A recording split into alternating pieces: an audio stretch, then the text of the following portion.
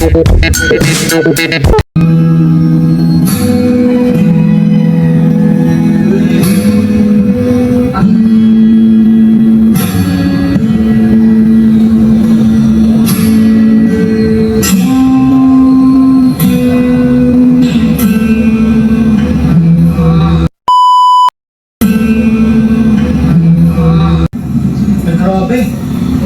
Ano nga pala yung Carla? Malakas pa rin. Para, ano po yan?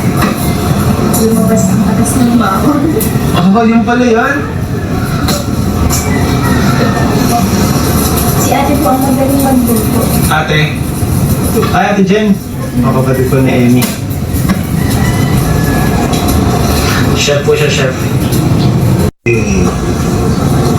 Chef Carl, the secret chef from the Parang gusto yung happy tea. She will cook the best steak in town. The secret chef from the Parang gusto yung happy tea. She will cook the best steak in town.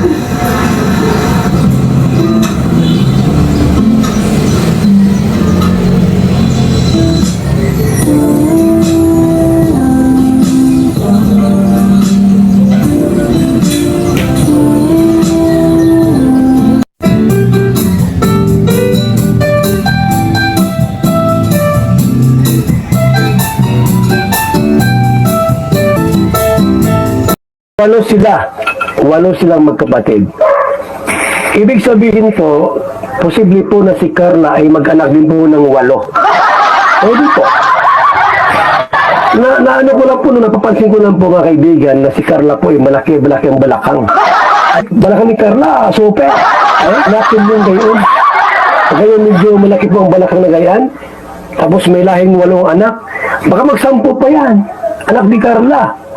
Ay, di maganda. Maraming guwapo sa Pilipinas. Ano? Ito bro, ipakilala ko bro si Papa. Walo kami bro. Panganay sa amin si Ate Karen. Hello. Yun, tapos sunod sa akin. Ano si Joey? Ay, wala yung si Joey na sa Manila. Si Onel, yung architecture natin dyan. Ito si Janelle. Yung archi namin. Architecture. Ito si Bitoy, yung nagbabanda. Kilala mo nun. Ayun. Tapos si Shane. Si Pons. Opo, tapos si Shane. Yung bunso namin si Isabel. Ayan. Hello. So yun, neka. Yung pamangkin ko. Hello ka si ano? Hello. Pang-3 kong kapatid. Pang-4 po sana siya. Yung sumunod po sa akin is namatay.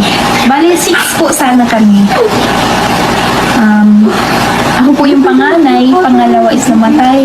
Then, yun po yung pangatlo si Aaron. Then, pang-4, may pang-4 pa po pala eh, pang-4. Tapos namatay din. Tapos,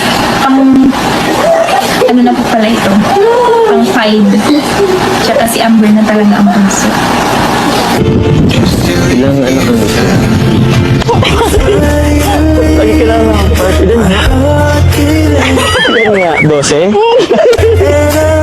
Ilang anak ang gusto mo sa future? Siyempre may mga girlfriend. Family planning? Siguro 3. Okay. 2 to 3.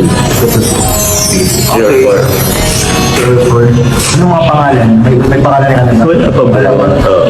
Pag-isipan na lang natin. Job car yung panganay, yung pangalawa matapad. Tapos yung pangka forever.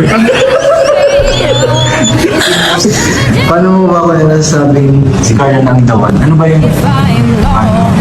Sabi siya ng dawan. Paano masasabi yung dawan? Minsan kasi sa ano na lang din yan eh. Sa nararamdaman mo na lang din eh. Hindi mo rin kasi siya ma-define. So, parang puso sa puso na lang ang nag-uusap. Pero, puso sa